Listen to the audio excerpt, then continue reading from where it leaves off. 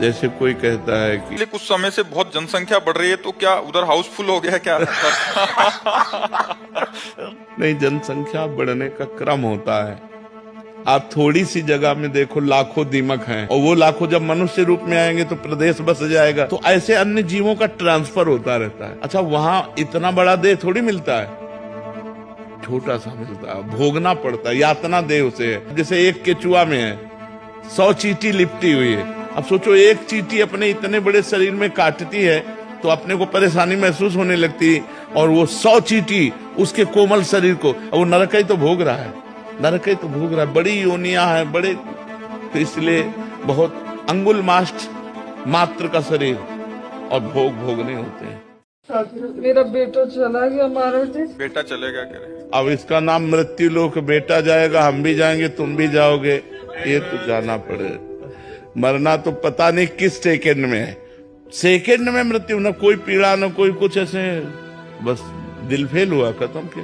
कोई बहुत बड़ी मशीन थोड़ी है। पानी का बुलबुला कब फूट जाए कोई पता नहीं। आज मिले तो सौभाग्य, कल मिलना हो कि ना हो, कब कौन कहाँ बिछुड़ जाए कुछ पता थोड़ी है। इसलिए नाम जप करो, रोने से काम नहीं चलेगा, कोई किसी की सुनने वाला नहीं है। जो जीव गया, मान लो पुत्र है गया, अब वो गया, तुम्हें थोड़ी याद करे। तुम यहाँ माथा फोड़ लो तो उसको कोई फर्क नहीं पड़ता, वो तो अपनी यात्रा में गया। उसको किस योनि में भेजा जाएगा, कहाँ भेजा जाएगा, उसको वो नहीं जानता। जैसे पूर्व जन्म में हमारे माँ पिता परिवार थे, हमको कोई ज्ञान नहीं, इस जन्म में कोई ज्ञान नहीं। ऐसे अब जहाँ शरीर छूटा तो अब उसको थोड़ी कि मेरी माँ रो रही, वो तो गया, उससे कोई मतलब नहीं रह गया। अगर अपना कल्याण चाहते हैं तो हम नाम जप करें, वो नाम जप अपने पुत्र को भी दें और हम भी शांति से रहें। हमारा भी शरीर छूटेगा तो कमाई कर लो नाम जप की, जिससे तुम्हारा मंगल हो जाएगा। कभी कभी बड़ों का मन रखने के लिए थोड़ा करना पड़ता है, वो उदास हो जाते हैं ज्यादा। सच झूठ बोलने से बड़े अच्छे प्रसन्न होते हैं, सच बोलने से मतलब गुस्सा आ जाती है। किस विषय पर? हमें जैसे मैं एक उदाहरण बताओ तो हमारी समझ में आ जाए। किसी के घर रहना है, अगर मेरी फ्रेंड है उसके पास घर रहना है, उनको ज्यादा नहीं पसंद है तो हम कुछ और कह के चले जाते हैं कि पड़ोसी घर जाना है तो बोलेंगे उस, जैसे इनकी माता जी को ये पसंद नहीं है, जाना इनके घर में, जा इनके घर रहे, जा इनके घर नहीं, गलत है। गलत है ले। तो अगर हम अपनी गलती सुधारे तो ठीक है। झूठ बोलना, इसे चालबाजी कहते हैं, इसको चालबाजी कहते हैं। झूठ बोलना, चालबाजी करना, कपट करना, ये गंदी बातों को हम अपने जीवन में ना रखें। सीधी बात है, आपको पसंद नहीं लेकिन हमारा कार्य है वहां तक जाना, तो आप क्षमा कीजिएगा, मैं वहीं जा रही हूँ जहाँ आप सुनना नहीं चाहती हैं, हमें जाना अनिवार्य है। वो थोड़ा उनको बुरा लगेगा, लेकिन उनको पता है मेरी बहू कहाँ गई है। अब तुरंत काम बना, वो बोले उनके घर गए, बोले उनके घर नहीं गई, वो तो उनके घर गई है, तब तो बहुत ही गलत हो जाएगा। जब उनको असलियत पता चलेगी तो हमें लगता है जहां तक हो सके झूठ ना बोला जाए। महाराज जी, जीवन में बीते कुछ ऐसे पल हैं जिनको मैं भूलना चाहता हूँ, पर वो बार बार याद आते हैं, ऐसे में कोई उपाय है उसको भूलने का? महाराज, जो भूत में हुआ उसका सोचना, जो भविष्य में होगा उसका सोचना, दोनों व्यर्थ हैं, क्योंकि भूत में जो हुआ वो तो गया। अब भविष्य में जो होना है हमें पता नहीं है। ये जो आज डिप्रेशन की बीमारी है ना, उसका कारण है ओवर थिंकिंग, व्यर्थ का चिंतन, अधिक चिंतन। और अगर हम यही परमात्मा चिंतन करें तो आनंद की अनुभूति होने लगे, हम निर्भय हो जाएं, हम निश्चिंत हो जाएं, हम निशोक हो जाएं। हम चिंतन करते हैं लेकिन गलत, कल्पनात्मक चिंतन, भयावह चिंतन, निगेटिव चिंतन। हम सकारात्मक चिंतन क्यों नहीं करते? क्योंकि पाप का दंड भोगाने के लिए हमारे साथ ऐसा बर्ताव किया जा रहा है। अगर हम नाम जप के द्वारा पाप नष्ट कर दें तो हमारी सोच सकारात्मक हो जाए, भागवतिक हो जाए। जैसे आगे पता नहीं ऐसा ना हो जाए, तो ऐसा हो जाएगा तो भगवान है ना, वो संभाल देंगे। सकारात्मक सोच आ जाएगी जब हम भगवान से जुड़ जाएंगे। यार अब कौन बचाएगा? भगवान बचाएंगे। यार अब क्या होगा, अब तो ये सब नष्ट हो गया। नहीं, भगवान ने जिन्होंने नई सृष्टि, वो हमारे लिए नया विधान बना देंगे। भगवान पर भरोसा है, सब ठीक हो जाता है।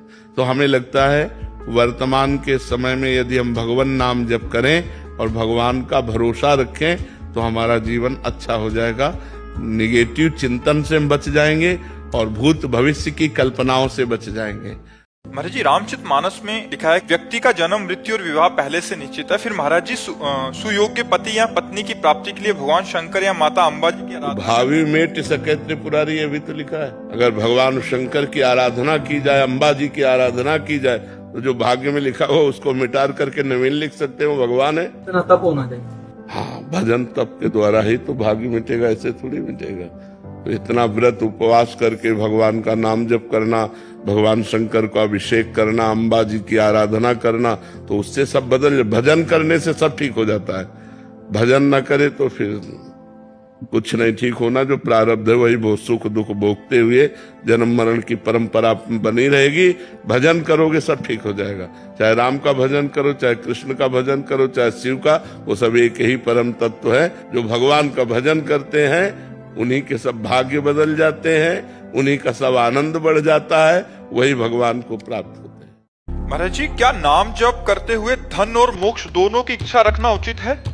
अगर जरूरत धन की है तो इच्छा तो बनी ही रहेगी, और धन की इच्छा रखकर भक्ति करना भी भगवान की भक्ति है। क्योंकि भगवान ने 4 प्रकार के भक्त बताए हैं, आर्त, अर्थार्थी, जिज्ञासु और ज्ञानी।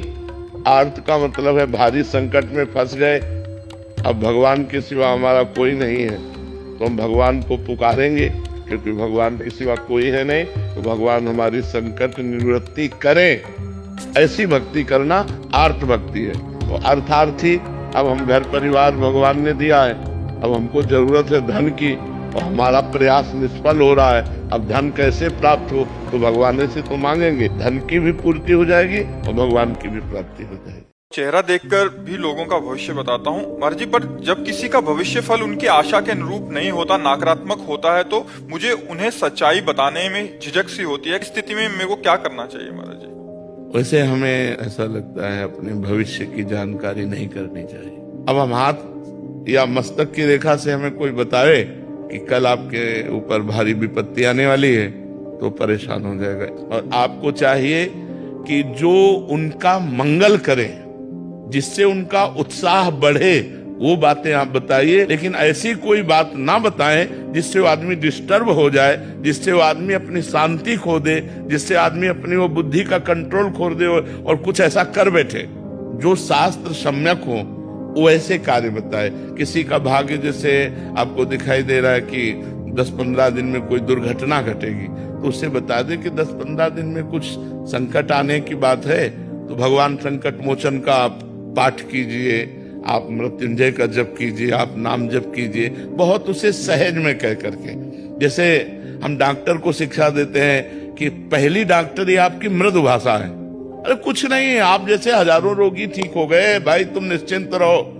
वो एक आदमी रिलैक्स हुआ, क्योंकि दवा तो बाद में काम करेगी, आप पर विश्वास पहले होना चाहिए। तो ऐसे ही आप उसको रिलैक्स वाली बात तो बता दीजिए, और जिसमें डिस्टर्ब होना है उसको छुपाकर उसका उपाय बता दीजिए कि हो सके तो आप ऐसा कर लीजिए, हो सके तो आप जो आपको जानकारी है। तो मुझे लगता है कि हम समाज को डिस्टर्ब ना करें, क्योंकि ऐसे जैसे मान लो आप मुस्कुरा रहे हो, अभी कहें आप इनका भाग्य अभी बता दे कि परसों घटना घटेगी, पता नहीं घटना घटेगी कि नहीं घटेगी, लेकिन तुम आज से कहला। बहुत दोस्तों को दोस्त बना के देख लिया, एक बार प्रेमानंद को दोस्त बना के देख ले। मान लो जैसे दोस्त कहते पी लो, तो एक दोस्त कह रहा ना पियो यार, तो हमारी बात मान।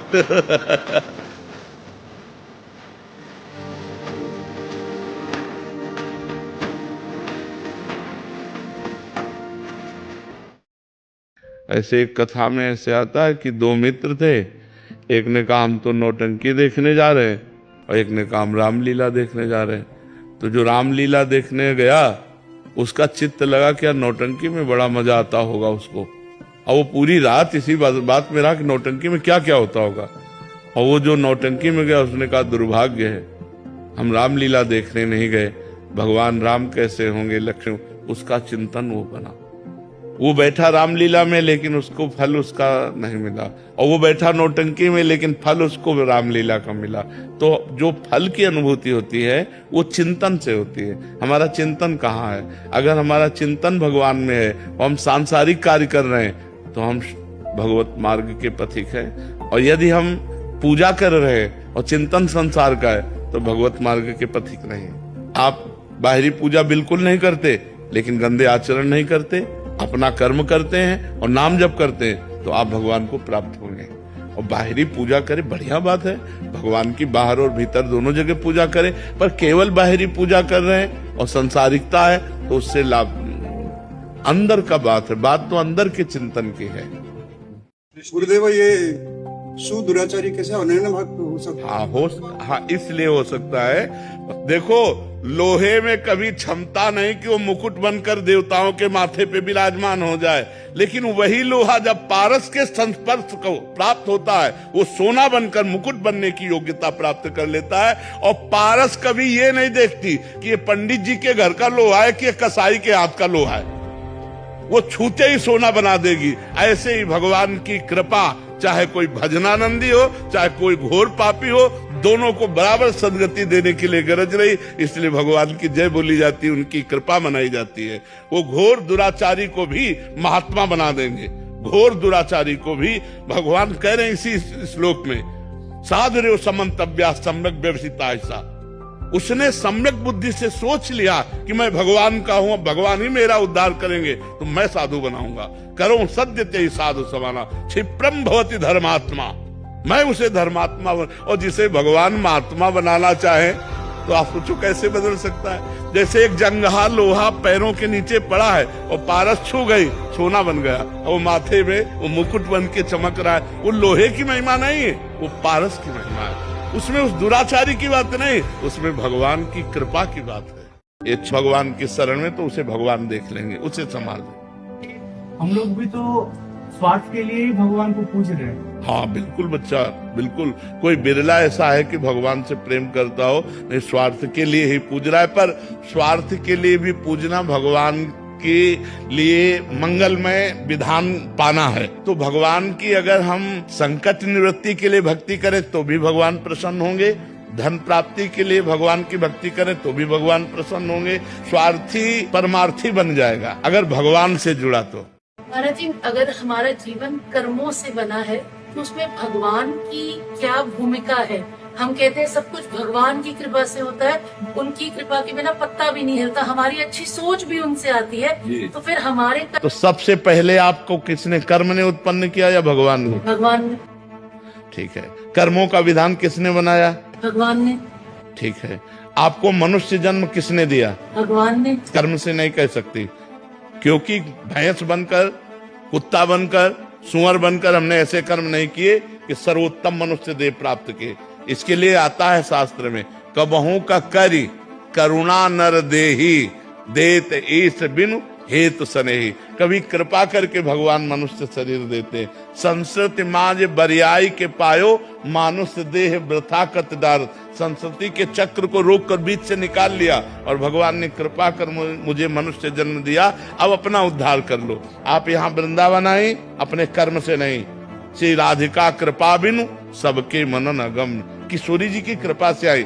आप साधु संग प्राप्त किए अपने कर्म से नहीं। अब मोहि भाव भरोसा हनुमंता बिनु हरि कृपा, सब कुछ ये जो भागवतिक मिल रहा है ये भगवान की कृपा से मिल रहा है। इसमें हमारे कर्म नहीं, इसमें भगवान की। मेरे पिताजी का प्रश्न रहता है कि महाराज जी बचपन से बाबा जी रहे हैं, इन्हें घर गृहस्थी का इतना ज्ञान कैसे है? आपसे एक 12 वर्ष का बच्चा कह रहा है मैं हस्तमैथुन का शिकार हूँ और मैं बहुत डिप्रेशन में हूँ। अब हमारे समझ में आ गया ना कि 12 वर्ष का बच्चा भी हस्तमैथुन करके और अपने को डिस्टर्ब कर सकता है। एक 17 वर्ष की बच्ची कहती है मैं अपनी दादी को नशा करा करके रोज नए पुरुषों से भोग करती हूँ, शराब पीती हूँ, सिगरेट पीती हूँ। इसे पता चल गया कि नई बच्चियां व्यसन में जा रही और व्यभिचार में जा रही। हमारी पत्नी जो है हमारे साथ धोखा दे रही है, हमारा पति हमारे साथ धोखा करके पराई स्त्री से, तो हम पकड़ रहे हैं ना सब पूरी बातें। तो अब यही बातें जब हम आपको बोले इनको कैसे पता चला? क्योंकि आपसे पता चला। हम बताएं गंगा किनारे से जब आए थे हम, तो हमको बिल्कुल कुछ संसार का ज्ञान नहीं था। आप लोगों से संसार का ज्ञान हुआ। ऐसे ही हमारे सामने जितने लोग हो, इतने लोगों से हम अनुमान लगाते कि व्यसन का शिकार हो रहा है, कोई वीडियो देख करके गंदी फिल्मों का वो हस्तमैथुन का शिकार हो रहा है, कोई गंदे आचरणों का शिकार हो रहा है, कोई माता पिता को हिंसात्मक वृत्ति से देख करके नाना प्रकार के कष्ट दे रहे हैं। भक्ति को चाहने वाले कितने हैं? मालिक अगर पिता है तो इतना बुरा होने ही क्यों देता है कि इतने बुरे बुरे कर्म, मतलब इसके लिए छूट है। अच्छा पद प्राप्त करने के लिए कुछ डिग्रियां रखी गई है ना, कुछ। I don't ever slow up, no I don't take shit. I got no love for the fakeness. If you wanna play tough and wanna hate this, I'll always show up.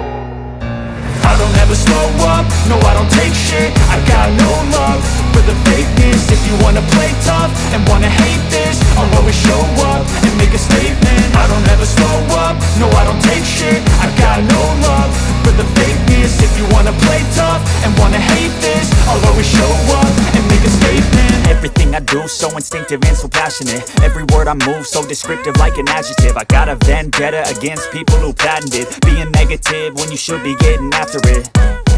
I got facts over tracks, this and that. Spitting slow, spitting fast. I could roast, I could gas. Think I'm okay at last, but I don't know if that can erase all the past. And the pettiness, a reflection of the emptiness. Hilarious, you think you're worth my time, you're delirious. Mysterious, because you hide behind a fake exterior. Inferior, you know I'll always be a bit superior. Get off of me, this ain't no humble brag. I want you to hear words, you can say them back. I want you to feel free from the chains at last, and to believe in what you got, it was built to last, yeah. Now that I've been put through hell, I never got anyone's help. I had to do it all myself.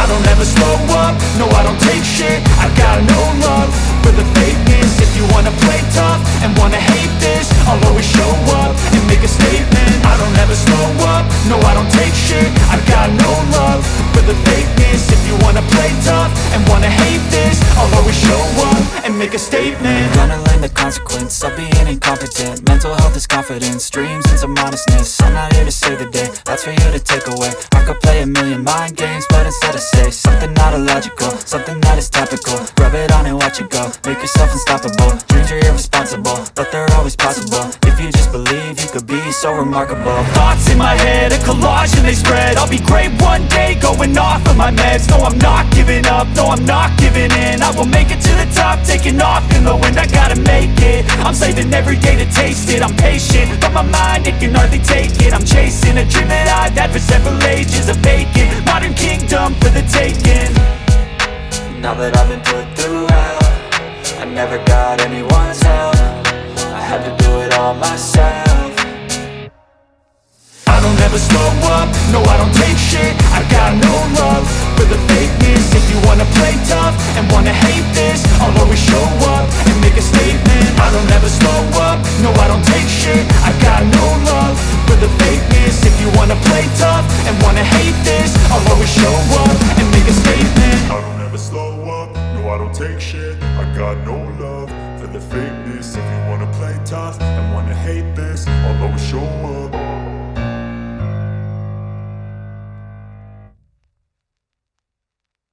लगते आनंद में मस्त होकर के शिव, ऐसे तो श्री कृष्ण सुंदर है।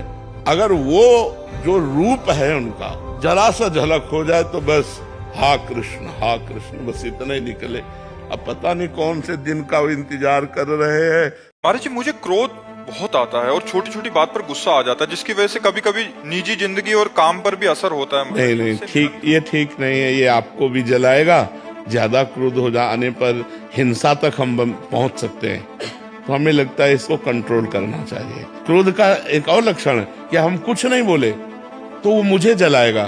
तो ऐसे क्रोध का त्याग करना ही उचित है। जब हम बुद्धि से क्रोध नहीं करने का नियम लेंगे तो हम में सामर्थ्य आ जाएगी। वो हम में सामर्थ्य है कि हम क्रोध नहीं करेंगे। पर है बहुत कठिन जब कोई प्रतिकूल पर प्रतिकूल बोलता जाता है। क्रोध अपना स्वरूप धारण ना कर पाए, इसलिए वहां से हट जाओ। जब कहीं कोई ऐसी घटना हो रही हो तो मौन धारण करो, भाग लो वहां से। विजय की कोशिश मत करो, नहीं क्रोध आ जाएगा। क्रोध आ जाएगा तो फिर बड़े अहित कार्य हो जाते और जीवन भर पश्चाताप करना पड़ता है। ऐसी ऐसी घटनाएं घट जाती है। अब मार दिए जेल में, पूरा सड़ रहे हैं पूरे जीवन। तो हमें लगता है थोड़ा हम किसी की बात सह लें और क्रोध ना करें, हिंसा आदि में ना उतरें तो हमारा जीवन अच्छा रहेगा। और इसके लिए नाम जप कीजिए। जो प्रभु का नाम आपको प्रिय हो, वो नाम जप हृदय में शीतलता देगा, तभी आप क्रोध नहीं करोगे। आज हमारा जो परिवार बिगड़ रहा है उसका कारण है हम शासन नहीं कर पा रहे। पक्की बात समझ लीजिए। नहीं, अगर छोटेपन से शासन हो, बच्चों का सबका तो बहुत मर्यादित बच्चे हो जाएं, लेकिन छोटेपन से तो मोबाइल पकड़ा दिया जाता है और छूट दे दी जाती है। माता पिता अपनी मस्ती में रहते हैं, बच्चे बिगड़ जाते हैं। जब वो सयाने होते हैं फिर वो समझते नहीं। बहुत समस्याएं आ गई, बहुत समस्याएं। अगर बच्चे गलत चल रहे हैं और उनको डांटने की कोशिश करें, उनको संभालने की कोशिश करें, तो कई माता पिता बताए कि वो कहते हैं हम क्या कर लेंगे, और बेचारा डर गया कि आपसे तो अच्छा है, जैसे चलो वैसे चलो, काहे को क्या करोगे। तो ये बड़ी समस्याएं समाज में उपस्थित हो रही। तो क्रोध का नाटक आवश्यक हो तो थोड़ा कर ले, नहीं तो शांत रहे और अपना कार्य जैसे चले वैसे चलावे। क्रोध तो नहीं करना चाहिए, अंदर का क्रोध हानिकारक ही है। राम जी बने हैं और ये सीता जी। उसमें राम जी का बाबा जी, हम दोनों ने सबसे पहला काम जो है राम और सीता का किया, तभी दुनिया ने हमें देखा वहाँ पे, और वहाँ से इतना प्रेम पूरे देश में मिला हम दोनों को। बस उसका आशीर्वाद चाहिए कि ऐसे ही हम आगे बढ़ते जाएं। और भगवान का नाम स्मरण जरूर करते रहिए, वो और भी आगे उन्नति के चांस हैं। हम नाम स्मरण करते रहे, नाम न भूलें। भगवान के नाम में बहुत बड़ी सामर्थ्य है। तो जो राम भगवान का आपको अभिनय करने का सौभाग्य मिला, तो उन्हीं का नाम स्मरण कीजिए। अगर सिया राम या राम राम स्मरण करते रहेंगे तो आपके पूर्व के जो अशुभ हैं, अशुभ भी अपना प्रभाव डालते हैं। जहाँ भगवान श्री राम को सुबह राज्याभिषेक मिलना है, वहीं भगवान श्री राम को 14 वर्ष का वनवास शाम के ही हो जाता है। तो जब स्वयं परब्रह्म परमात्मा की लीला में ऐसा हो रहा है, तो हमारे मानव लीला में अशुभ का भी प्रभाव पड़ेगा। तो उस अशुभ को नष्ट करने के लिए हमें नाम जप जरूर करना चाहिए। तो खूब नाम जप करो और मंगलमय भगवान का अनुकरण किए। तो ये तो भाव है कि मैं राम जी हूँ, है नहीं? सीता जी का भी नाम सीताराम चौधरी है। अच्छा। और गांव का नाम भी श्री राम है। अच्छा, पूरा वो तो पूरा बगल। और इनके माता जी का नाम सबरी है। हाँ, सबरी बता। बहुत सुंदर, बहुत सुंदर। क्या मृत्यु के बाद परिवारजनों से संबंध एकदम टूट जाता है? बिल्कुल। मृत्यु के बाद जैसे हम सो जाते हैं ना, तो कोई स्मृति रहती है क्या? नींद में, गाढ़ी नींद में कोई स्मृति तो नहीं रहती, कौन कहाँ कैसा। अगर स्वप्न में है तो जो संस्कार हैं उनके स्वप्न आ जाएंगे, लेकिन गाढ़ निद्रा में कोई स्मृति नहीं रहती। तो गाढ़ निद्रा से भी ज्यादा विस्मरण कराने वाली मृत्यु है। मृत्यु के बाद इसी जन्म का आप देखो, माँ के गर्भ में 9 महीने रहे, कोई स्मृति है? एक सेकंड की भी स्मृति नहीं कि माँ के गर्भ में हम कैसे रहे, कोई ज्ञान नहीं। तो मरने के बाद किसी से कोई संबंध नहीं रह जाता, न बैंक बैलेंस से, न मकान से, न पत्नी से, न पुत्र से, कोई रिश्ता, पढ़ाई लिखाई, पद प्रतिष्ठा सब खत्म हो जाती है। कि आपको इतनी छोटी उम्र में परमात्मा को पाने का जुनून महाराज जी कैसे आया? पूर्व जन्म का कोई संस्कार होगा, क्योंकि हमको किसी ने सिखाया नहीं था। बस वो जब एकांत में आके बैठते तो बस अंदर एक जलन पैदा हो जाती कि माता जी मरेंगी, पिताजी मरेंगे, कोई हमारा है नहीं यार, तो फिर है कौन? ये जो विचार आते थे, ये हमें अब आभास होता है कि पूर्व जन्म में भजन किया होगा तो अधूरा रह गया होगा। उसे पूरा करने के लिए बचपन से ही ब्राह्मण के घर में जन्म हुआ। उस जगह जन्म होने पर संसार से एक वैराग्य की ज्वाला जली, जिसने 13 वर्ष की अवस्था में भगा दिया। बस एक लगता था कि अगर परमात्मा नहीं मिले तो जीवन का जन्म लेना बेकार है। अब जैसे है, इस समय जैसे है, अब सब नॉर्मल हो गया। जैसे अपना युद्ध विजय हो जाए तो राजा अपने सिंहासन पर बैठकर शांत आनंद लेता है, ऐसे सब काम शांत एकदम। अब जोई जोई प्यारो करे, सोई मोहि भावे। जैसे प्यारे चलावे, जैसे प्यारे रखे, जो प्यारे करे, बस ऐसे रह गया। महाराज जी, आप जब सुबह पदयात्रा के दौरान आते हैं तो आप दोनों हाथ उठा के आशीर्वाद की स्थिति में रखते हो। तो महाराज जी, एक भाव ये भी आशीर्वाद की स्थिति में नहीं रखते, हम शरणागत की स्थिति में रखते हैं। ये स्थिति आप आशीर्वाद की समझते होगे, हम शरणागत की स्थिति। शरणागत की स्थिति ऐसी होती ना कि हे प्रभु, इतने रूपों में आए, हम किस किस की पूजा करें, इसलिए हम सबकी शरण में, सबकी ऐसे करते चलते हैं, ऐसे करते चलते। ऐसे लगता है कि आप सबको आशीर्वाद दे रहे हैं, सब इधर। वैसे आपकी भावना है, लेकिन हम सबके चरणों में प्रणाम करते चलते हैं, ऐसे चलते हैं, ऐसे कि हम सबकी शरण में। हमारे भगवान इतने रूपों में आए हैं, हम सब भगवत स्वरूपों की शरण में हम ऐसे चलते हैं। और दूर से लगता है बाबा दोनों हाथ से आशीर्वाद दे रहे हैं। तो अच्छा है, अपनी भावना का आनंद ले। अपनी भावना का आनंद लेके एक आदमी तो एक हाथ से आशीर्वाद देता है, दोनों हाथ से देते हैं। हम अपनी भावना का आनंद लेते हैं कि हम शरण में हैं। हे प्रभु, हम आपकी शरण में, इतने रूपों में मेरे भगवान आए हैं और मैं अपने भगवान की शरण में हूँ। ये शरणागति का है ना, सरेंडर होने का यही तो है ना, दोनों हाथ ऊपर करो यही सरेंडर होना। तो आप अपने भगवान की शरण में है और स्वरूपों में भगवान है। दूसरा भाव था कि मतलब आप सभी को समझाते हो कि प्रभु की शरण में हो जाओ। अब हाँ, बात सही। अपने अपने भाव से जाकी रही भावना जैसी, प्रभु मूर्त देखी तिन तैसी। महाराज जी अपने श्रीमुख से राम नाम देते। राम राम राम राम। हमारा जब ब्रह्मचर्य निकल जाता है तो हमारी स्मृति शक्ति लो हो जाती है और निगेटिव चिंतन बढ़ने लगता है। ये हम आपको पक्की बात बता रहे हैं। जब हमारा ब्रह्मचर्यहीनता जितनी बढ़ती चली जाएगी, तो ओवर थिंकिंग उतनी बढ़ती चली जाएगी और निगेटिव चिंतन बढ़ता चले जाएगा। तो उसको जहाँ विश्राम है उसका नाम डिप्रेशन है। और जब हम ब्रह्मचर्य से रहेंगे, पवित्र आचरण करेंगे, पवित्र भोजन, तो हमारा पॉजिटिव चिंतन होगा। तो हम विपत्ति में भी, जहां हमें फंसना चाहिए वहां भी हम निकल जाएंगे पॉजिटिव चिंतन के प्रभाव से। तो आज जो हमारा समाज है ये समझने नहीं चाहता कि ब्रह्मचर्य क्या है, व्यसन रहित जीवन क्या है, पवित्र जीवन क्या है। सुनाना चाह रहे हैं आप, पहले आए थे गुरु जी, पिछली बार आए थे आपका आशीर्वाद पाके, कुछ शब्द कुछ लेके आया हूँ। सच की खोज में निकले हैं, झूठ ढहा के आए हैं, दर्शन पाने की खातिर हम अश्रु बहा के आए हैं। कोई ख्वाहिश बची नहीं और हमें अब पाने की, आपसे मिलके ये लगता है हम कुंभ नहा के आए हैं। अच्छा, कुंभ नहा। गुरु जी, परिवर्तन हुआ है आपका आशीर्वाद मिलने के बाद कि आपको ध्यान करके उस पार चले जाते हैं, जीवन के सब तनाव उतार चले जाते हैं। जब भी पत्नी कहती है नैनीताल ले चलो, हम उसे लेके हरिद्वार चले जाते हैं। अच्छा। हर गली, हर शहर, हर गांव छू के आ गए, माता पिता के आशीष के हम छांव चूके आ गए। आपके दर्शन का इतना असर हम पे हुआ, जिसे वैलेंटाइन में था फूल देना, उसके पांव छू के आ गए। एक मुक्ता केवल एक दो और है। जो धोखे से न वार करे, गुरु जी पूरे देश को क्या कह रहे हैं, जो धोखे से न वार करे ऐसा चित्र बचाना ही होगा। अपनों में बस अपनापन हो, ऐसा चित्र बचाना ही होगा।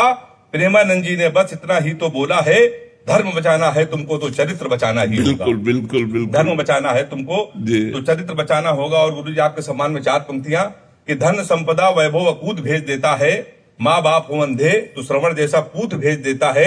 धर्म पे संकट जब कभी आता है तब प्रेमानंद जी के रूप में भगवान अपना दूत भेज देता है। और अंतिम 4 पंक्तियां केवल कि जय बोलो जगदीश्वर का, ये चमत्कार है ईश्वर का, मन में अपने डोल रही है, राज भी सारे खोल रही है। प्रेमानंद जी की किडनी भी राधे राधे बोल रही है।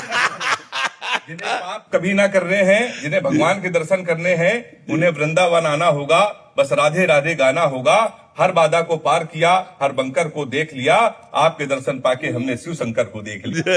सत्य सनातन का झंडा ऐसे ही अब तना रहे, बस एक पास है मेरी, आशीष आपका बना रहे, आशीष आपका बना रहे। बहुत सुंदर, बहुत सुंदर। महाराज जी, मेरा प्रश्न ये है, जैसे कई परिस्थिति ऐसी आती है, जैसे एक वादी पक्ष है जिसका लड़का मर गया और वो कह रहा है कि इसने मारा है, इसी ने मारा है, और हम प्रश्न उसको वैसे उसका कोई एविडेंस भी इस तरह का नहीं है, ना उसने देखा ना हमने देखा, और वो चिल्लाता है नहीं मैंने नहीं मारा, मैं वहां था ही नहीं, मैंने किया ही नहीं। तो उस स्थिति में भी हम छोड़े उसको, तो छोड़ा जा नहीं सकता क्योंकि रिपोर्ट है। हाँ, रिपोर्ट है और पक्का पॉइंट है नहीं कि वो अपराधी है।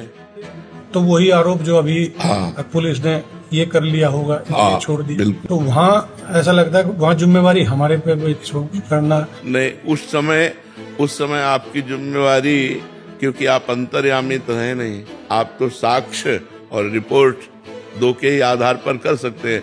साक्ष्य मिले और जिसके नाम रिपोर्ट किया गया है, अब जैसे वो निरपराधी है और रिपोर्ट हुई, उनको पकड़ना पड़ेगा, उनको ये उसका प्रारब्ध है, वो पाप का प्रारब्ध है जो अभी तक भोगा नहीं है, और वो पाप गुप्त है तो अब उसे फंसाएगा। उसमें आप कोई अपराधी नहीं है, उसमें आपका कोई दोष नहीं है, क्योंकि जैसे न्यायाधीश है, अब वो तो साक्ष्य के अनुसार दंड देता है और निर्दोष है, लेकिन पूरे साक्ष्य उसके हैं, तो उसका कोई पाप है पूर्व का जो उसको दंड देने के लिए उद्यत हो गया है, वर्तमान में तो निष्पाप है लेकिन उसका पूर्व का कोई पाप है। तो इसमें आप का कोई दोष नहीं है।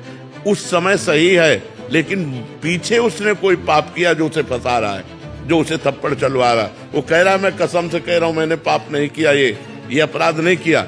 पक्का हम भी कह रहे हैं उसने नहीं किया, लेकिन उसको डंडे चलेंगे, उसको पिटना पड़ेगा तब तक जब तक उसका अपराध मोचन नहीं हो जाएगा जो गुप्त पाप हुआ है। और जब उसका पाप खत्म हो जाएगा तो साक्ष्य मिल जाएगा कि ये निर्दोष है और उसे छोड़ दिया है। उसमें आप दोषी नहीं।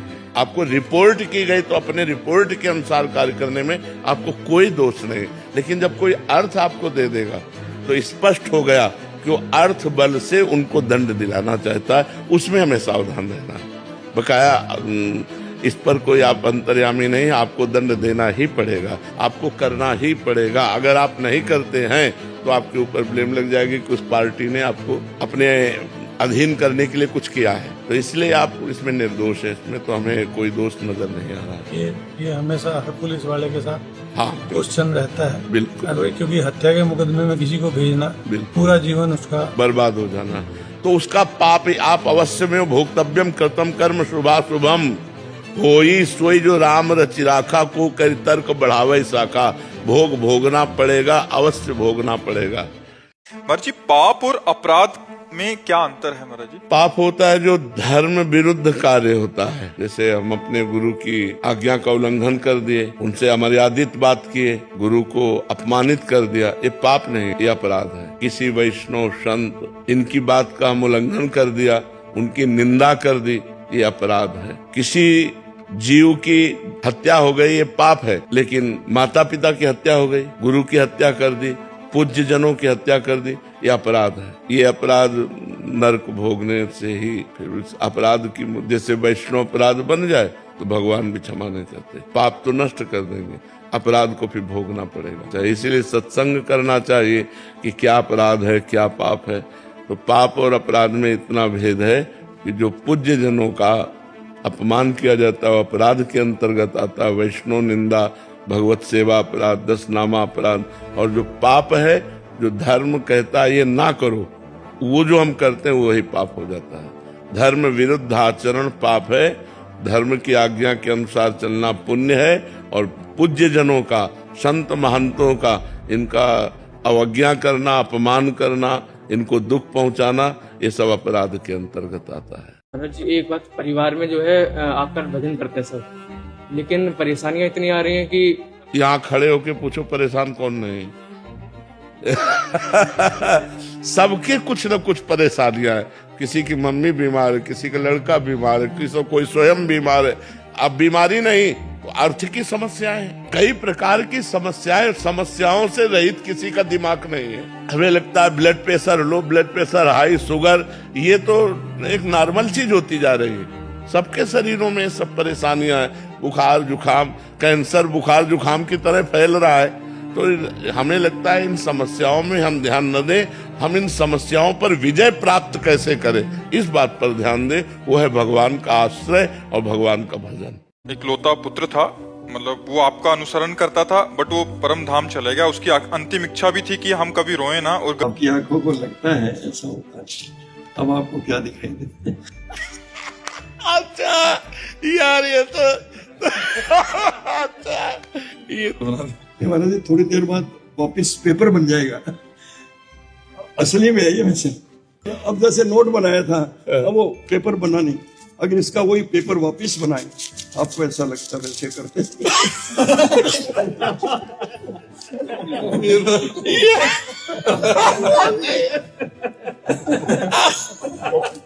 अब काफी लोग कहते हैं ये वाला सिखा दो और कुछ नहीं सिखा। यार ये तो गजब हो गया। मतलब इसमें क्या छुपाने की क्या बात है? इतना पास से संजय वो पेपर में रखा गया, बड़े बड़ा इधर अंगूठी पहन दो, कोई नहीं पहनता, रिंग कोई भी रिंग वापिस मिल जाएगा दोबारा। अब जैसे रिंग है, अब इसको ऐसे ऐसे करते हैं, अब इसमें से भभूति निकलना शुरू। अब इसको कोई खास काम के लिए जाना हो, पूरा लगा दे। महाराज जी के आगे क्या बोलने, ये तो सुपर पावर चीज है। एक कला है। हाँ बिल्कुल समाज को। बाकी महाराज जी आपका बहुत नाम सुना था, चलो खाली देख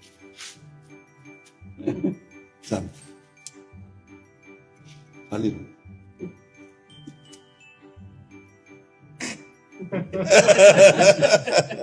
छोटे भाई जो रोज आपकी रील देखते थे, दास के कान में शब्द पड़े, बट मैंने तार्किक बुद्धि से आप में त्रुटि खोजने के लिए आपकी रील देखना शुरू की।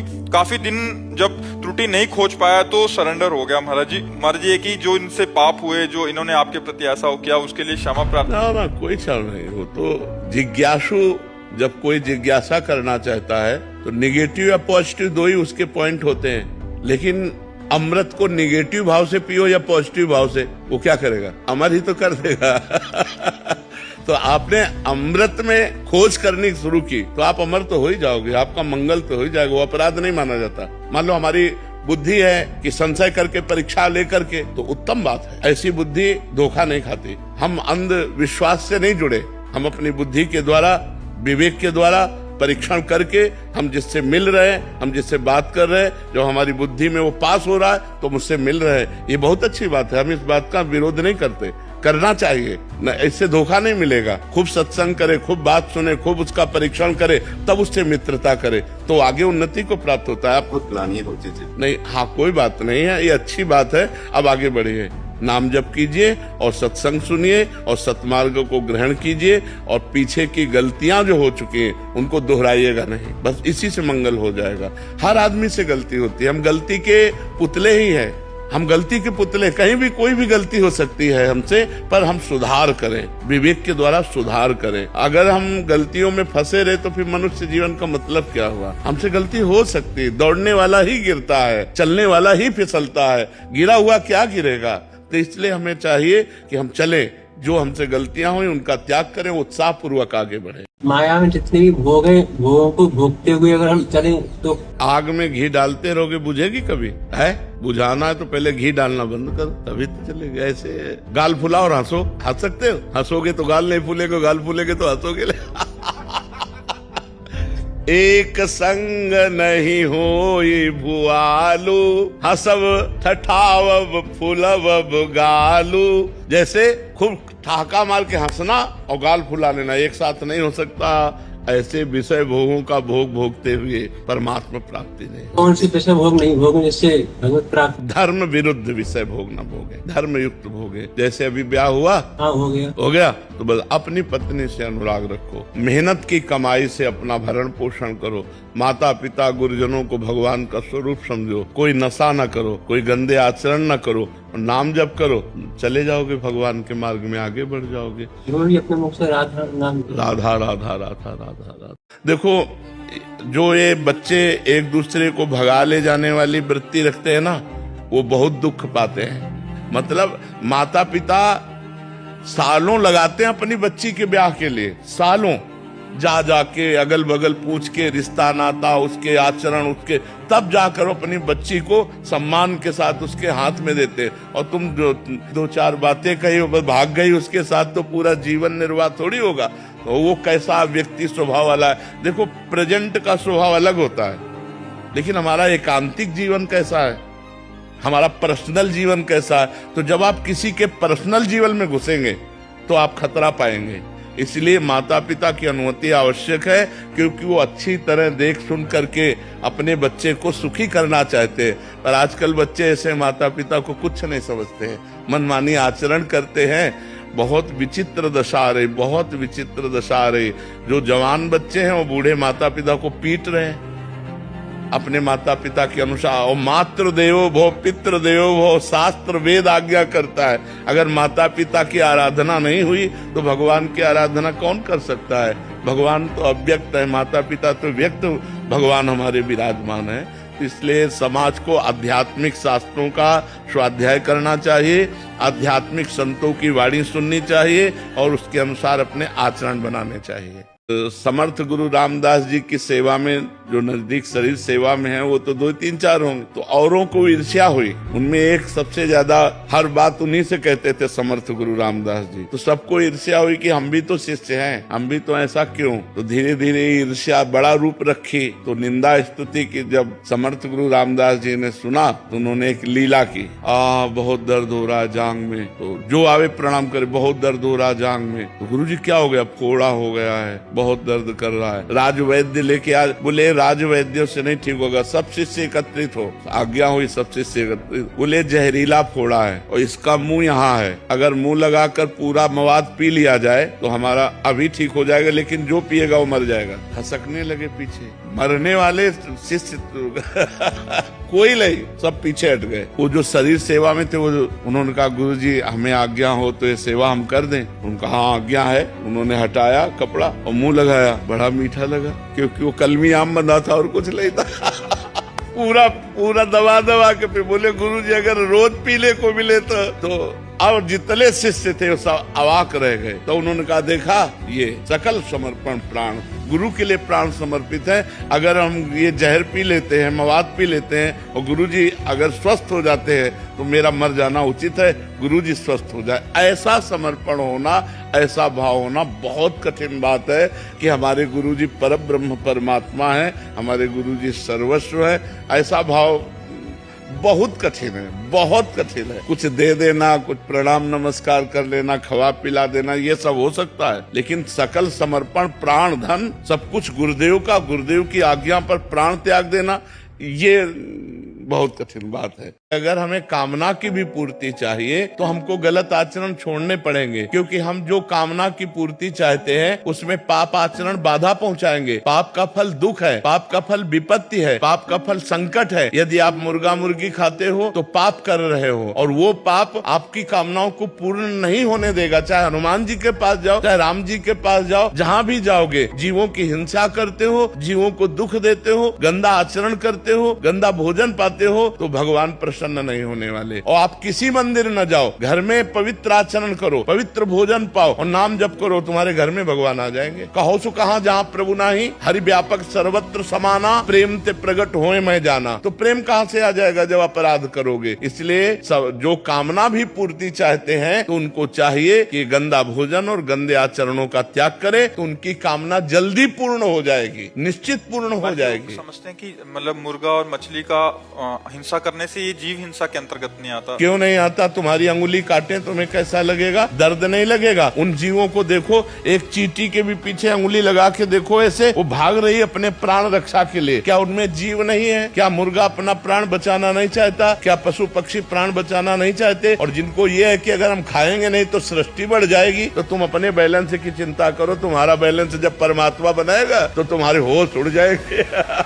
वो परमात्मा का 3 कार्य है, सृष्टि रचना, सृष्टि पालन करना और सृष्टि का संहार करना। वो भी अपने आप में लय कर लेता है। वो प्रलयंकारी परमात्मा है, वो काल का भी काल है, वो महाकाल है। वो जिस समय जैसा चाहता है वैसा अपना बैलेंस बनाता रहता है। सृष्टि का बैलेंस बनाना उसका कार्य है, हमारा कार्य नहीं है। हमारा कार्य है उसकी आज्ञा के अनुसार चलना। अगर अपने अधिकार के लिए अपने निजी जनों से ही लड़ना पड़े तो क्या इससे राधा नाम रूपी धन में हानि होगी? कई जगह ऐसा होता है कि रोष करना होता है, अभिनय होना चाहिए, ना कि क्रोधित होना चाहिए। निजी जनों से महाराज जी, जैसे कोई जमीन संवाद हो गया या घर परिवार का, उसमें महाराज जी कैसे? हाँ, तो क्रोध का अभिनय करना होगा महाराज जी, लेकिन मैं उनका दिल भी नहीं दुखाना चाहता हूँ, मतलब मैं खोना नहीं चाहता हूँ छोटी सी जमीन के लिए या फिर किसी और भी। हाँ, तो छोड़ देना चाहिए, फिर उस विषय को ही छोड़ देना चाहिए कि आपको जो लेना है आप ले लीजिए और शांति से रहिए, आनंद से रहिए। पर कहीं कहीं ऐसा होता है कि अगर ज्यादा छोड़ते चले जाओ तो आपको ज्यादा परेशान कर सकते हैं। जैसे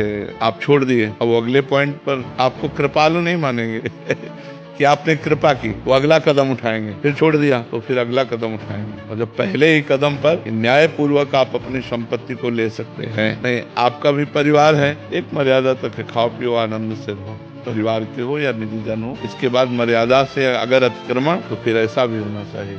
अगर हम बहुत सीधे बन जाएंगे तो बहुत हानि होती है, फुसकार की जरूरत होती है। अगर फुसकार की जरूरत ना हो तो आपको लोग बेवकूफ मानेंगे, आपको लोग पागल मानेंगे, आपको आपकी दयालुता और कृपालुता को आपको बुद्धू मानेंगे लोग। संसार का ऐसा क्षेत्र है, इसमें ज्यादा कृपालुता और दयालुता नहीं दिखाई जाती, इसमें धर्म पूर्वक निर्णय किया जाता है। हाँ, कहीं ऐसे ठीक है आप ले जाओ, खाओ पियो, लेकिन अगला कदम अगर उनका बढ़े तो फिर उसका विरोध होना चाहिए, क्योंकि परिवार है। अगर ऐसे होगा तो बहुत ही विचित्र है। वो चाहते हमारा विरोध करो, तो जो ऐसे चाहने वाली क्रिया करे पुरस्कार करना चाहिए, अंदर से क्रोध नहीं करना चाहिए। देखो, भगवान ने बचाने की कोशिश की कि दोनों भाइयों में युद्ध ना हो। दोनों भाई ही तो हैं, पांडु और धृतराष्ट्र के ही तो पुत्र हैं, तो बिल्कुल एक घर ही तो है। लेकिन फिर विनाश हुआ, पूरे कौरवों का विनाश हुआ। अगर हमें जरूरत पड़े तो दया करना चाहिए और जरूरत पड़े तो कठोरता भी करनी चाहिए। अगर किसी का 1 रुपया भी कर्ज हो जाए तो दोबारा जन्म लेना पड़ेगा। तो महाराज जी, इसी चीज पर सुनकर मैं बहुत परेशान हो गया था। 1-2 रुपए तो इधर उधर हो ही जाते हैं महाराज जी, अनजाने में अगर कर्ज हो जाए। अनजाने में ऐसे कोई बात नहीं है, लेकिन जानकर हमने किसी से 500 रुपया लिया है या 500 रुपए की चीज ली है, तो मुझे अपने जीवन में चाहिए कि बहुत जल्दी निपटा दे, हम उसका कर्जा ना ले। जी, क्या कोई अगर खान पान कराए या कोई किसी ने पेट्रोल भरवा दिया या किसी ने कोई उपहार दे दिया, ये भी कर्जे के अंतर्गत आता है? नहीं, कर्जे के अंतर्गत नहीं आता है। यदि हमारा कोई रिलेशन है या कोई भावुकता का भाव है और हम उसके घर जाते हैं, हमें प्रसाद पवा देता है, तो कभी हमारे घर आता है, प्रसाद पा लेता है, इसका कोई कर्जा नहीं। अब हमारी गाड़ी में पेट्रोल क्यों डलवा रहा है, हमें देखना है कि हमसे कोई बुरा आचरण तो नहीं करवाना चाहता है, घूस तो नहीं दे रहा है हमको, हम ऐसे क्यों डलवा ले पेट्रोल? दोस्ती यारी में। हाँ, तो दोस्ती यारी में तो दोस्त है तो फिर डाल देता है, तो हम कभी उसका भी कार्य कर देते, वो बात अलग है। ऐसे नहीं, ऐसे कैसे कोई हमारी जेब में पैसा डाल दे, ऐसे कोई कर रहा है। हम जैसे 4 दोस्त आए हैं, कल हमें खिला दिया बड़े होटल में। देखो दोस्त की बात अलग है। अगर वो करोड़पति है तो अपने हिसाब से खवाएगा, जब हमारे घर आएगा तो हम बोरा में बिछा करके उसको रोटी दाल पवाएंगे, वो बात अलग है। कर्जा एक अलग चीज होती है। ये खान पान, लोग वो हमको रबड़ी पवा रहा है, हमारी सामर्थ्य, तो हम चाय पिला रहे, तो तुम्हारी चाय उसकी रबड़ी की समानता कर लेंगे, क्योंकि आप गरीब आदमी हो, धनी है, और दोनों दोस्त हैं, तो 1000 रुपए का भोजन पवा देता है, हमारे पास पानी है तो हम केवल पानी पिला देते हैं, तो बराबर हो जाएगा। अपने मन से कोई दे देता, क्यों ले, ये भी तो होना चाहिए। क्यों ले, हराम का क्यों ले, हराम के खाने की आदत क्यों बनावे? नहीं लेना चाहिए, मेहनत की कमाई। हम ऐसे क्यों ले ले, ऐसे अधर्म की बात नहीं। कि एक बार हम महोबा किसी संत के साथ गए हुए थे, और मैं फिर वहां से 2-3 दिन में हम काशी ही जाएंगे, तो एक भगत थे, उन्होंने टिकट बनवा दी, तो उन्होंने ऐसे ही जनरल की टिकट बनवाई और हमको बैठा दिया अच्छे वाले, उसमें जो भी कौन सा AC, हाँ, उसमें बैठा दिया।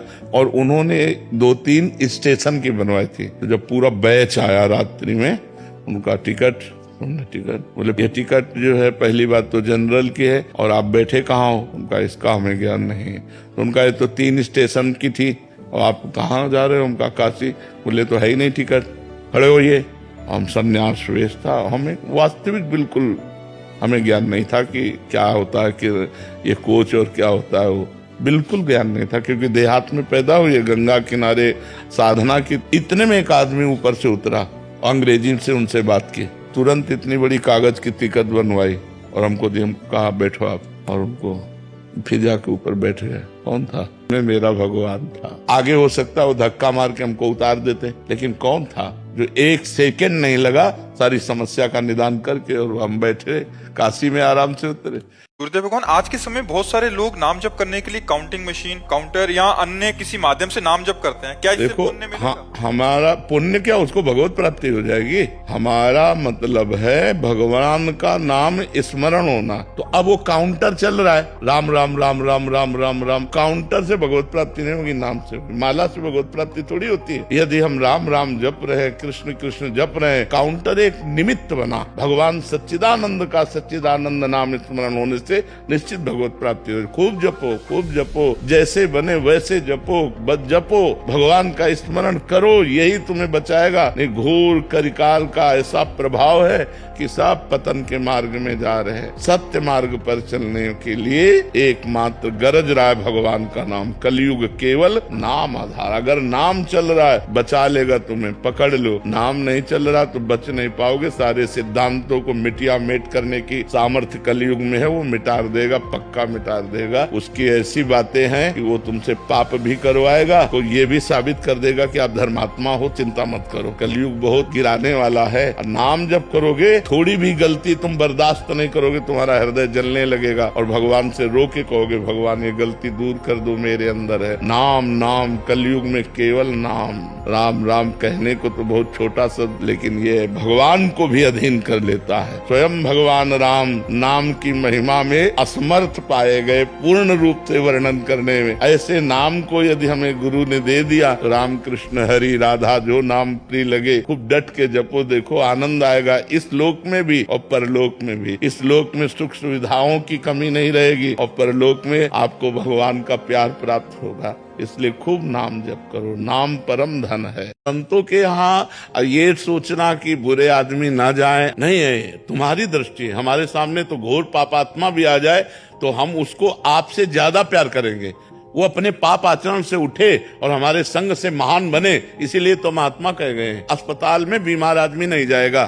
अगर ये लिख दिया जाए तो अस्पताल का मतलब क्या होता है? हम डॉक्टर हैं, बुराइयों को मिटाने के लिए ही संत बने हुए हैं। संतों का मतलब अच्छे हैं, वो तो अच्छे हैं ही, लेकिन जो बुरे हैं उनको भी अच्छा बनाना। अच्छे को तो सब कोई स्वीकार करता है, बुरे को, ये दरबार ऐसा है कि घोर बुरे को भी गले लगाकर उसकी बुराई को छोड़कर अच्छा बनाना। वो आया है, वो बातें सुनेगा तो उसका भाव बदलेगा, परिवर्तन होगा, बुराइयां छूटेंगी, अच्छा बनेगा। एक आदमी को हम बताएं जो हर समय कट्टा खोसे, शराब पिए और पूरे गांव में आतंक मचाया था। बिल्कुल घुस के बात की उससे, जैसे अपने किसी प्रिय से बात की जाती है। हमको आज के बाद तुम शराब नहीं पियोगे। बोला गला काट दिया जाए तो भी शराब नहीं पीऊंगा, मैं आपके सामने वचन करता हूँ। आज सुबह से लेकर शाम तक पूजा करता है, नाम कीर्तन ये, और वो आदमी जो कट्टा खोसे अतरे दिन कोई न कोई हरकत, कोई न कोई गंदी हरकत करने वाला। महाराज जी, नाम जप में राधा, श्री राधा, राम या श्री राम या श्री कृष्ण किसी भी प्रकार जप सकते हैं महाराज जी? श्री लगाने की कोई आवश्यकता नहीं, नाम परिपूर्ण है। अगर हम श्री राम श्री राम श्री राम जपते हैं तो कोई बात नहीं, लेकिन अगर हम राम राम जपते हैं तो श्री लगाने की जरूरत नहीं है। नाम पूर्ण है, परमात्मा स्वरूप है। अब जो भगवान है वही नाम है, जो नाम है वही भगवान है। इसमें जैसे हम साधारण आदमी के आगे तो श्री लगाते हैं, सम्मान से बोलते हैं, लेकिन अपने इष्ट का जब नाम लेते हैं तो वो श्री से भी सम्माननीय है। जैसे हम हरिवंश हरिवंश हरिवंश, अगर हम श्री लगाते हैं तो कोई निषेध नहीं है, लेकिन अगर हम नहीं लगाते हैं तो आवश्यक भी नहीं है, क्योंकि वो पूर्ण है, नाम परमात्मा स्वरूप है। राधा राधा राधा राधा राधा, अगर हम कहते हैं श्री राधा श्री राधा श्री राधा श्री राधा, ठीक है, लेकिन अगर हम राधा राधा कहते हैं तो श्री लगाने की जरूरत नहीं है, क्योंकि सांसारिक नामों में सम्मान देने की आवश्यकता है। भगवान नाम अपने आप में परिपूर्ण है, महान है, जो परमात्मा को भी अधीन कर लेता है, वो नाम है। जो नामी पीछे पीछे डोले, जिसके मुख में नाम हो, ऐसी सामर्थ्य नाम की है। नाम डोरी है और नामी परमात्मा पतंग है। डोरी हाथ में लग गई तो पतंग जाएगी कहाँ? इसलिए खूब नाम जप करो, जो प्रिय लगे, जो गुरुदेव मुख से दे दें, उसी में अपनी बुद्धि ना लगावे तो अच्छा रहेगा। कि मंदिर में गिरे हुए फूल, प्रसादी, तुलसीदर आदि यदि अनजाने में भी चरणों में आ जाएं तो हमारे द्वारा किया गया सारा पुण्य नष्ट हो जाता है। तब से मन अत्यंत विचलित हो गया। जब भी मंदिर जाता हूँ हर पग डरते रखता हूँ। जैसे पैर में लग गए तो उठा के माथे पर रख लेना चाहिए, जेब में डाल लेना चाहिए। यमुना जी या ऐसे पवित्र जगह जो मान लो फूल या ऐसे, तो वो फूल जो प्रभु के श्रीअंग में चढ़ा हो और अन्य फूलों से नहीं। महाराज जी, प्रसादी मिलती है जैसे हाँ, तो पत्तियां वगैरह गिरती हुई जाती हाँ, वैसे सावधानी रखनी चाहिए लेने वालों को। तो ऐसे ही जैसे भगवान का तुलसी दल है या पुष्प आदि है, हमारे पैरों पे पड़ जाए तो हमें माथे पे लगा के राधा राधा राधा राधा राधा, तो उससे क्षमा हो जाता है। पर सावधानी रखे, भगवान ने आंख दी है बचाने के लिए। पर बाहरी लोग इन बातों को जो जानते नहीं ना, तुलसी की माला ली, ऐसे तुलसी गिराते चले जा रहे हैं। फूल माला ऐसे ली जाती है, माला प्रसाद मान लो मिला ना, उसे ऐसे वस्त्र में लिया जाता है। पर आजकल वस्त्र ऐसे नहीं, मान लो कैसे लोगे आप, गमछा हो तो उसमें ले लें, अब शर्ट में लेंगे तो पेट खुल रहा है, ऐसे थोड़ी बोले। प्रसाद वगैरह मिलता है, भीड़ इतनी होती है, धक्का मुक्की होती है, मतलब इतना भी मौका नहीं मिलता कि नीचे झुक भी जाएं। हाँ बिल्कुल, कहीं कहीं ऐसा तो नेत्रों से प्रणाम कर ले। मान लो ऐसा धक्का लगाओ, आप आगे गए तो नेत्रों से प्रणाम कर लो। हृदय में जो जलन होती है वही उसका पश्चाताप हो जाता है। महाराज जी, बिस्तर पर बैठकर हम नाम जप कर सकते हैं क्या? हाँ, जरूर कर सकते हैं। शौचालय में भी बैठकर कर सकते हैं। अपवित्र पवित्रो वा सर्वावस्थांगतोपि वह या स्मरेत पुंडरीकाक्षम सवायाभ्यंतर शुचि। वाय और अभ्यंतर से परम पवित्र रहता है जो भगवान का नाम जप करता है। गुरुमंत्र नहीं जप सकते।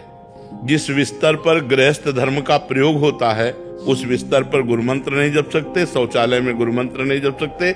अपवित्र दशा में गुरुमंत्र नहीं जप सकते। लेकिन नाम ऐसी दशा में भी नाम जपा जा सकता है। शौचालय में भी नाम जपा जा सकता है। उस बिस्तर पर भी बैठकर नाम जपा जा सकता है। फ्रेंड बना के गलत आचरण करना गलत है। गलत आचरण मत करो। दोस्त बनाए रहो। घर में भाई बहन नहीं रहते क्या? घर में भाई बहन रहते, ऐसे स्कूल में दोस्त है, कोई फर्क नहीं पड़ता बच्चा बच्ची में। लेकिन गंदगी क्यों? गंदे आचरण क्यों? उसी का विरोध है। गंदे आचरणों का त्याग करो। फ्रेंड में कोई दोष नहीं, लेकिन फ्रेंड एक दूसरे की उन्नति चाहे, ना कि अवनति चाहे। कभी कभी एग्रेसिव हो जाते हैं एकदम की। हाँ, आप हमारे ऊपर थोप क्यों रहे? भक्ति क्यों थोप रहे आप ऐसे? ऐसा ही है। पर हमें लगता है फिर भी हमें पीछे नहीं हटना चाहिए। हमें फिर आगे बढ़ना चाहिए। अपने बच्चों से मित्रवत व्यवहार करके बिल्कुल ऐसा उनको लगे कि पापा हमारे दोस्त हैं, कि देखो ये गलत बात है, ये आप मत करो। आगे चलकर हम आपको सब सुविधाएं देंगे, लेकिन अभी ये ठीक नहीं है। मित्रवत उनसे जानकारी करो। उनके आचरण कहाँ फिसल रहे हैं उनको पुष्ट करो। है तो बहुत कठिन, क्योंकि जैसा संग होता है वैसा ही रंग चढ़ता है। तो यदि वो बच्चे सत्संग सुने, श्रद्धा करें, तो हमें लगता है परिवर्तन हो सकता है। जिसका हृदय केवल भगवान से प्यार करता है, बड़ा कठिन है, क्योंकि भगवान दिखाई नहीं देते। भगवान दिखाई नहीं देते, इसलिए हम प्रगट में शरीरों से प्यार करने लगते हैं। यदि शरीरों का प्यार और भोगों का प्यार ये समेट कर भगवान की तरफ चल दे तो हाहाकार मच जाए हृदय में कि कब भगवान मिलेंगे। फिर ऐसा जीना मुश्किल हो जाता है। लगता है पूरा जीवन हो गया भगवान। हृदय की दशा।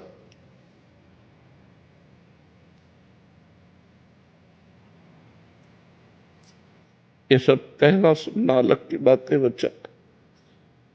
जब हृदय में ये लालसा लगती है ना कि भगवान मिले, तो कुछ अच्छा नहीं लगता। बस एक यही लगता है कोई मिल जाए, कोई रास्ता बता दे कैसे भगवान मिलेंगे। जब तक हमारा मन कहीं लगा है, कुछ अच्छा लग रहा है, तब तक बात अलग होती है। और जब नाम जप के प्रभाव से नहीं खान पान ते भावे है, नहीं कोमल वसन सुहावे है, सब विषय लगे ते खारा है, हरियाशिक का मग न्यारा है। जिसने भगवान से आशिकी की, भगवान से प्यार किया, उसे संसार में कुछ अच्छा नहीं लगता। वो अपने आप अनन्य हो जाता है। महाराज जी, इस शरीर की पत्नी में हमारी बहुत आसक्ति है। इसके कारण महाराज जी भजन में घाटा हो रहा है। डट के भजन नहीं कर पा। नहीं, कोई बात नहीं कि आज जो पति पत्नी में मनमुटाव हो रहा है, पति पत्नी में संबंध विच्छेद हो रहे, पति पत्नी में जो हिंसा हो रही है, उससे अच्छा है कि पति पत्नी से प्रेम करे, पत्नी पति से प्रेम करे। पत्नी और पति दोनों एक दूसरे के हृदय में भगवान को देखने की चेष्टा करें और खूब डट के प्रेम करें। कोई बाधा नहीं। ये हमारे सनातन गृहस्थ धर्म की रीति रही है। अपनी पत्नी, अपने बच्चे, अपने परिवार से प्यार करना प्रेम बाधक नहीं है। आप चिंता न करो, प्रेम करो और उस प्रेम को भगवान को समर्पित करो। नाम जप करो और कमाओ और पति पत्नी परिवार खूब प्रेम से रहो। कानों को यही सुनने को मिले कि हम अपने पति से बहुत प्यार करते हैं, हम अपनी पत्नी से बहुत प्यार करते हैं, तभी हमारा हृदय शीतल होगा। नहीं तो प्रायः ये सब जो गंदी बातें आ रही है हमारे धर्म का कलंक है। ये कलंक है, ये अच्छी बातें नहीं है।